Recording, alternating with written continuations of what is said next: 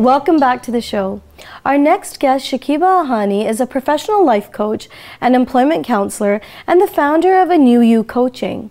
Over the years, Shakiba's work experience has ranged from social work with youth at risk, addicted and street working women, immigrants and individuals. Shakiba is passionate about helping others reach a higher level of achievement with the use of strength-based approach. Welcome to the show, Shakiba. Thank you for having me. Tell me a little bit about yourself, Shakiba. Well, as you pretty much said what I was going to say, I work with individuals. In the last 9-10 years, I've been working with youth at risk, and the feedback I got from my clients and encouraged me to reach beyond my job description. So I decided to become a professional life coach, and then this way I can, reach more people, individual outside my work environment. So. Okay. Shakiba, what's your take on stress?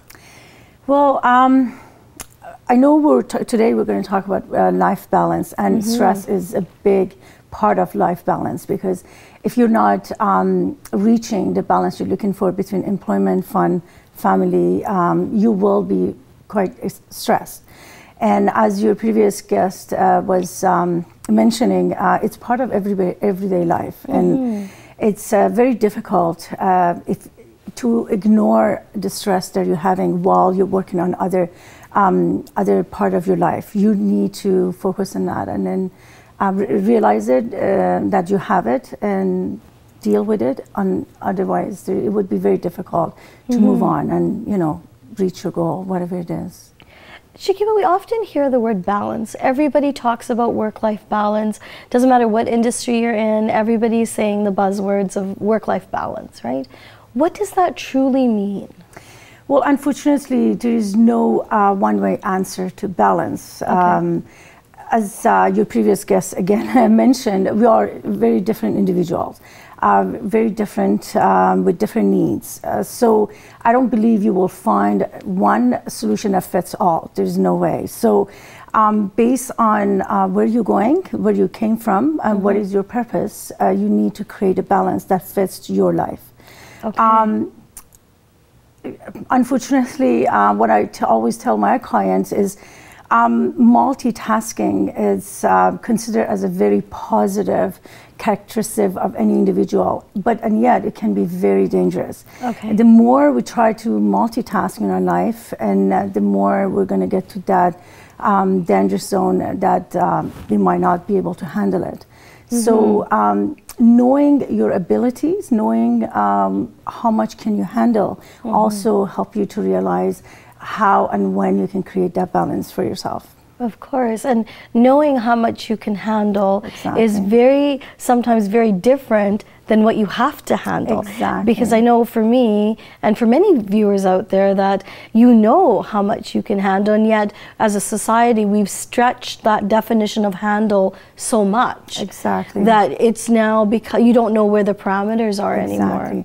Especially for female. Majority of my clients are female, even though I work with in general, I work with any, doesn't matter. The gender, it's not a factor for me, but I work with lots of female. And what's happening in today's life, we're moving from traditional way of living that women were always at home and very supportive of the family. They had a certain definition of what was their role were in the past, but now we're entering a different era. So women feel like they want to work, they want to achieve whatever their male partner are doing. So they're realizing that they have the same ability, they have the same goals, and they want to achieve that.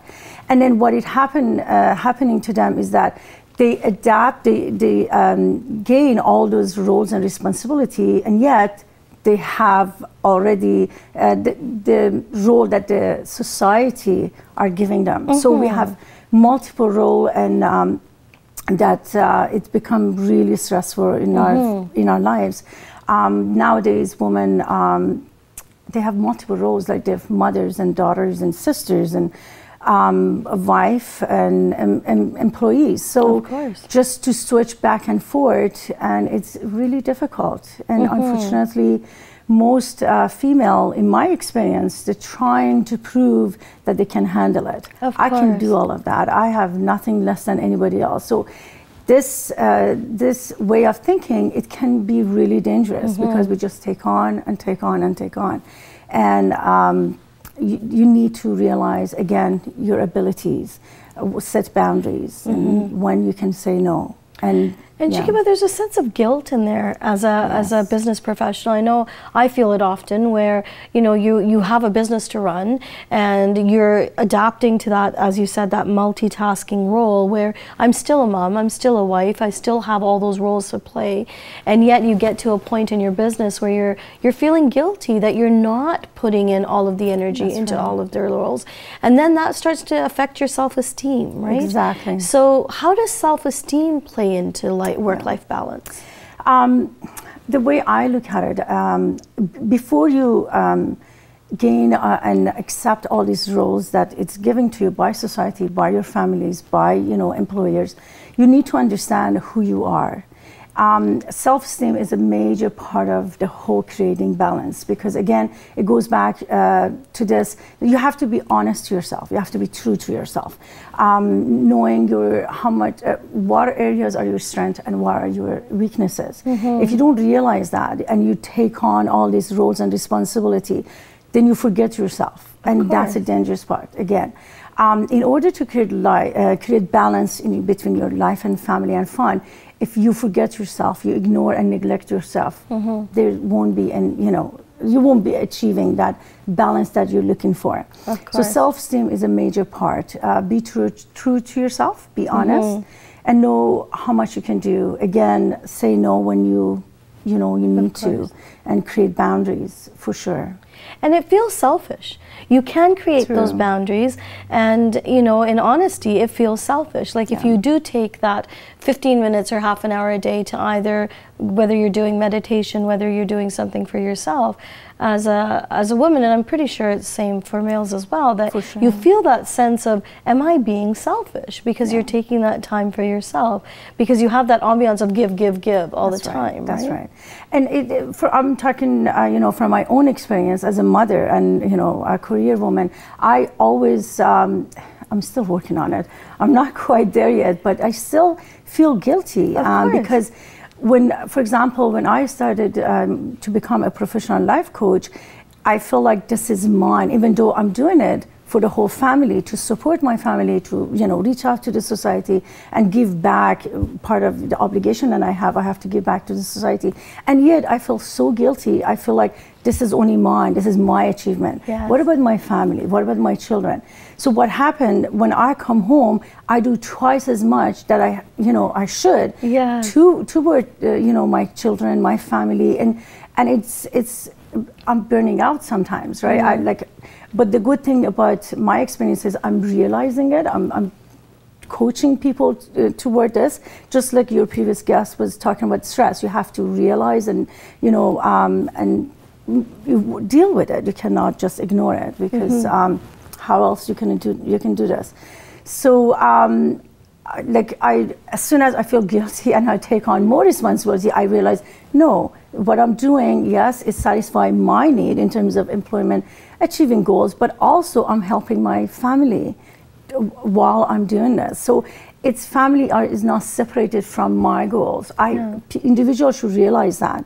With you achieving your success, you have to share it with your family. It's not just your success. I think the woman should realize that part in order to get rid of or let go of the guilt and the shame. So yeah, you're absolutely right. The guilt always forces us to do more than we can handle. Of course. So, Shakiba, what would you say to a spouse or a partner where you're always the person that's been the giving person, all of a sudden now you've become this new person? How do you communicate that to your spouse or to your partner that you're now a different person? Yeah.